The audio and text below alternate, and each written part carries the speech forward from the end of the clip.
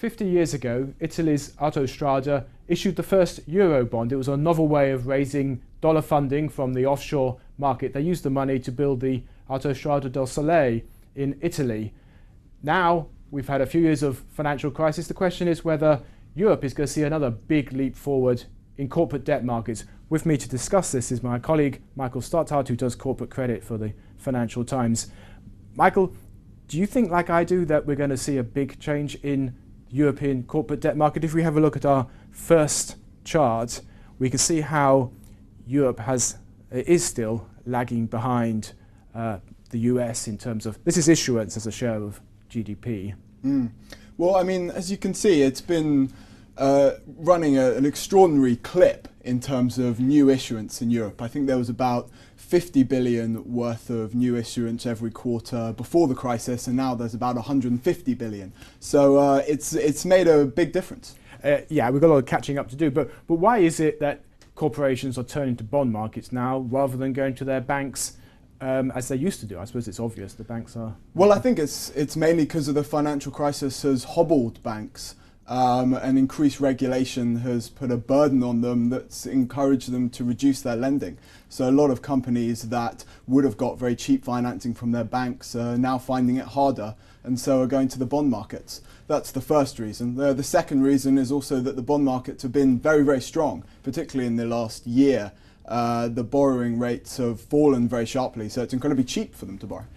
I suppose we shouldn't get too carried away, though, because although we've had 50 years since the first Eurobond, in fact, Europe is still a long way behind the US in terms of depth and liquidity of its bond markets. Yeah, absolutely. Well, there are a lot of factors holding it back as well. I mean, there's a cultural element here, which companies have a tradition of going to their banks and going to their relationship managers, particularly in continental Europe, that takes a long time to erode. Yeah, what about, we should talk a bit about the regulatory issues as well, because that's changed the scene as well. I mean, people clamping down on banks, which maybe encourage people to go to the markets, but regulation affects capital markets, corporate debt markets as well. Well, exactly. Well, there's lots of concern at the moment about the financial transaction tax and how that's going to reduce liquidity and increase costs.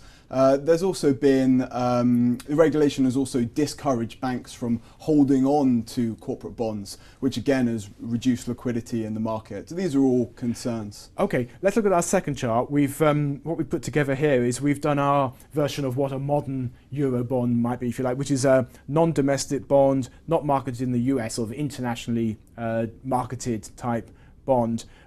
We can see, since these figures only go back to 1995, but quite a steady growth. We should explain, of course, the last figure is only year to date for 2013, so you could double that, and if it did indeed double, we would be ahead of last year. That's quite a strong trend, isn't it?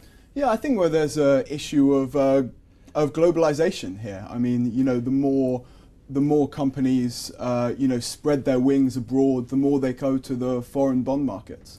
We should, of course, say that we've had some terrible few weeks in bond markets because of things the Fed have said that really frozen up issuance.